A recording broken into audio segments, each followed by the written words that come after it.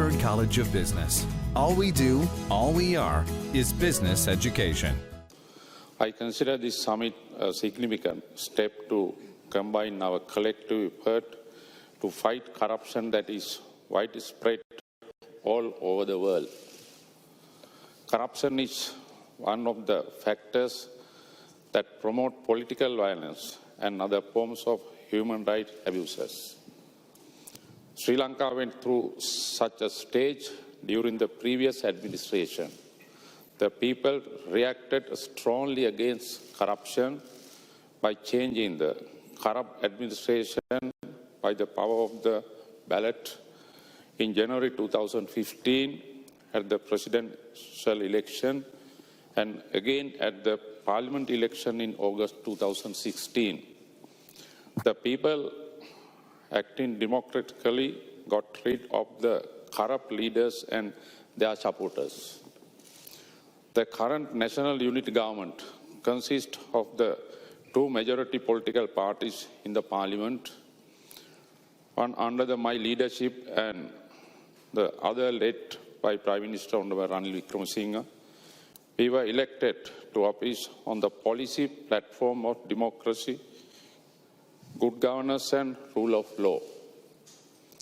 Therefore, we consider if our prime duty to root out corruption from the country.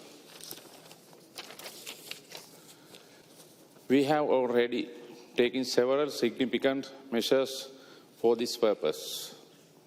I am happy to inform this forum that with introduction of the 19th Amendment to the Constitution, I handed over to the Parliament most of the executive powers of the President, except those powers the Supreme Court decided cannot be transferred.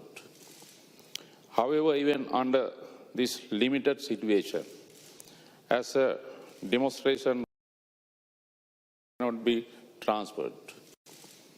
However, even under this limited situation, as a demonstration of my commitment to transparency, accountability and the rule of corruption secretariat, special presidential commissions to investigate.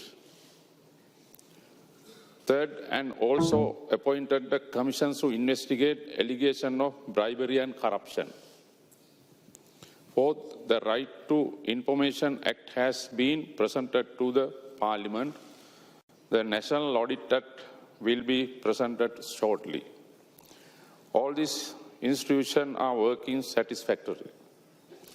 A special division within the police titled the Financial Crimes Investigation Division, FCID, was established to expedite investigation on major financial crimes.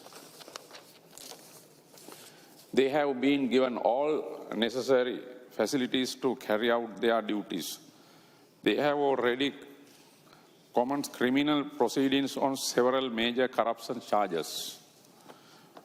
We note with appreciation the support and cooperation already extended to Sri Lanka by several countries including UK, USA, India and Switzerland, as well as the World Bank, to strengthen the investigative agencies.